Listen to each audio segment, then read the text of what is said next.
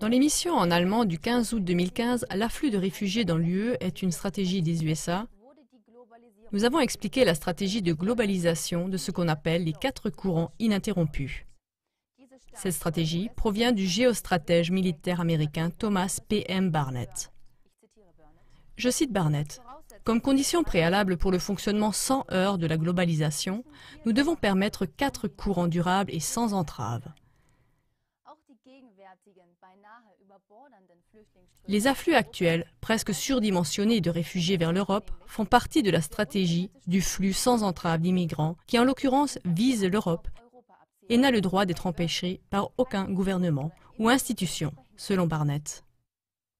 Les frontières nationales doivent être dissoutes, les races mélangées, et ainsi les valeurs et les religions doivent être abolies et le chemin vers le nouvel ordre mondial global doit être aplani. Nous avons rapporté dans l'émission du 3 mai 2015 de quelle manière on trouve la marque des États-Unis derrière les afflux de réfugiés. Dans la suite, nous allons montrer encore 4 autres exemples. Exemple numéro 1.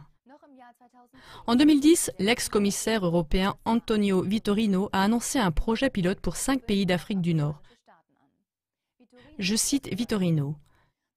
En association avec l'Agence des Nations Unies pour les réfugiés UNHCR, on veut aider la Tunisie, la Libye, l'Algérie, le Maroc et la Mauritanie à construire leur propre système d'asile solide et à respecter les standards européens lors de l'accueil des réfugiés.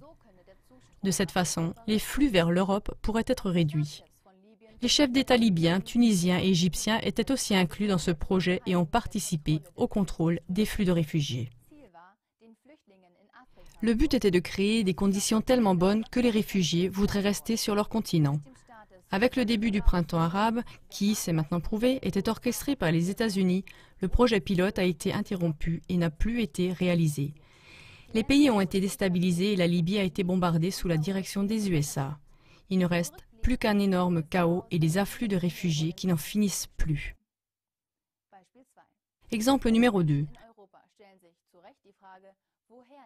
Beaucoup de personnes en Europe se posent à juste titre la question de savoir où les réfugiés trouvent l'argent pour payer des sommes exorbitantes aux passeurs.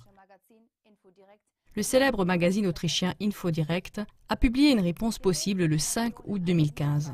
Selon des informations d'un collaborateur du ministère de la Défense autrichien, il y aurait des renseignements selon lesquels les organisations nord-américaines payent les passeurs qui amènent quotidiennement des milliers de réfugiés en Europe. Le collaborateur des services secrets aurait dit la chose suivante. On a des renseignements selon lesquels des organisations provenant des États-Unis ont créé un modèle de cofinancement et supportent des parts importantes des coûts de passage. Chaque réfugié d'Afrique du Nord n'a pas 11 000 € en liquide. Est-ce que personne ne se demande d'où vient cet argent?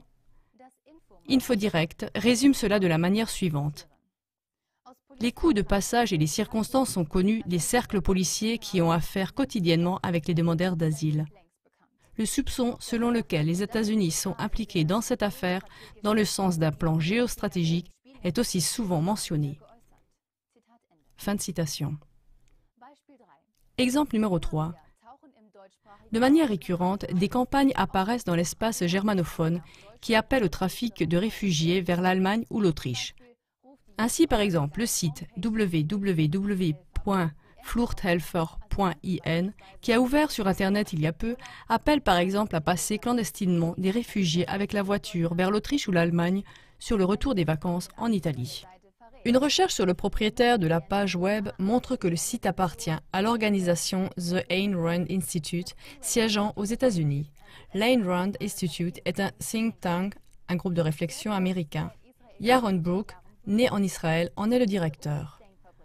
Au moyen de campagnes professionnelles, ce groupe de réflexion américain mise surtout sur l'humanité et en appelle à la compassion des Européens. De manière révélatrice, il n'y a pourtant aucune campagne comparable aux États-Unis, par exemple au sujet de l'aide à la fuite du Mexique vers les États-Unis. Tout au contraire, la frontière du Mexique est sécurisée par une clôture de 5 mètres de haut et des patrouilles de garde-frontières. Ceux qui sont pris sont arrêtés et renvoyés sans discussion. Un dernier exemple encore sur la façon dont on peut gagner de l'argent avec les afflux de réfugiés.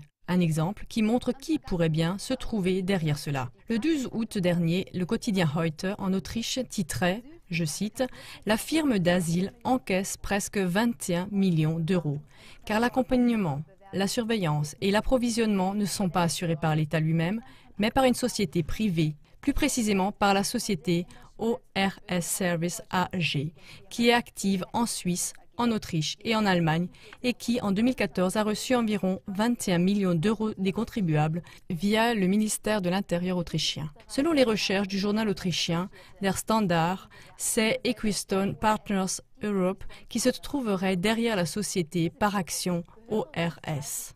Equistone Partners Europe appartiendrait à 30 investisseurs institutionnels et à la banque Barclays, qui est considérée comme l'entreprise la plus influente du monde, ainsi que l'ont prouvé exactement les chercheurs de l'École polytechnique fédérale de Zurich. Selon le magazine InfoDirect, Barclays se révèle être l'actionnaire le plus important de la banque privée active au niveau international, N.M. Rothschild, et est aussi dominée personnellement par la famille de banquiers Rothschild. InfoDirect dit de la famille de banquiers Rothschild qu'elle aurait des connexions avec le groupe Bilderberger et qu'elle appartient de manière incontestée à la haute finance. Le terme haute finance désigne un groupe qui a acquis du pouvoir politique à travers son influence économique et qui exerce cela en particulier à travers des banques privées. Selon des personnes issues de ces milieux, les deux groupes, Bilderberger et la haute finance, joueraient un rôle important dans la mise en œuvre d'un nouvel ordre mondial global sous diktat des USA.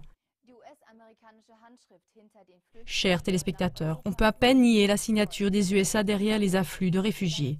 C'est pourquoi il ne faut pas déverser son mécontentement sur les réfugiés, ni même se laisser monter contre eux. Cela ne contribuerait qu'à déstabiliser encore plus l'Europe et à servir les intérêts des tireurs de ficelles derrière la tragédie des réfugiés. Tout au contraire, il faut dévoiler les tireurs de ficelles américains et leurs collaborateurs de soutien, que ce soit les politiques locales, les médias ou d'autres organisations, et mettre un terme au libre cours du mélange des peuples. Et cela avec la même tactique qui est utilisée par les stratèges américains comme Ayn Rand Institute. En effet, il est dit dans leurs vidéos publicitaires, « Tout dépend des humains, car le changement est en nous, et nous sommes les personnes qui créent ces lois. Tout dépend d'une décision très simple. Avez-vous déjà choisi ?